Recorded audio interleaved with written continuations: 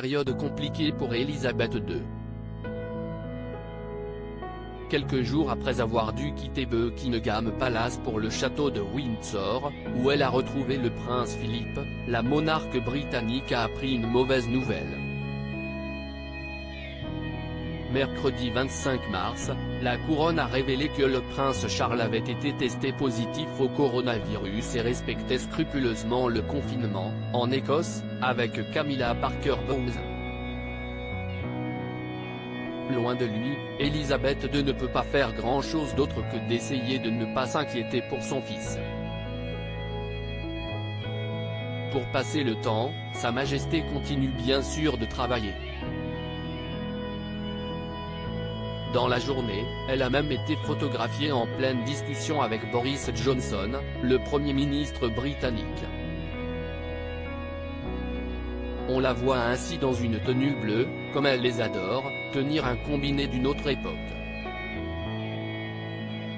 Et le moins que l'on puisse dire, c'est qu'elle a l'air très en forme. Les photographies, qui montrent la monarque de 93 ans dans une pièce ornée d'ornements dont un corgi de porcelaine, ont été publiées sur le compte Twitter de la famille royale.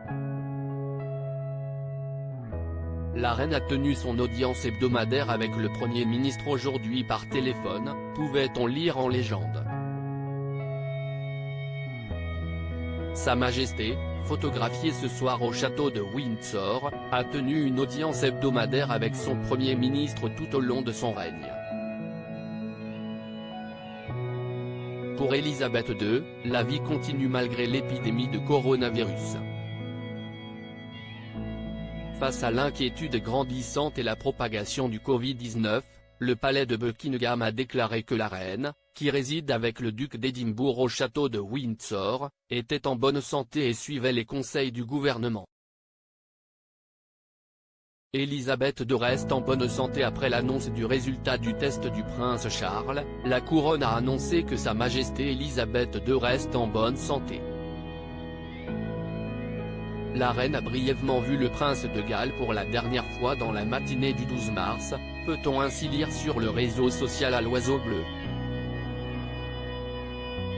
Son Altesse suit donc tous les conseils appropriés lors de cette crise sanitaire. Jeudi 12 mars dernier, la veille de l'annonce de l'annulation de tous ses engagements, Élisabeth II n'avait pas encore pris la décision de quitter Buckingham.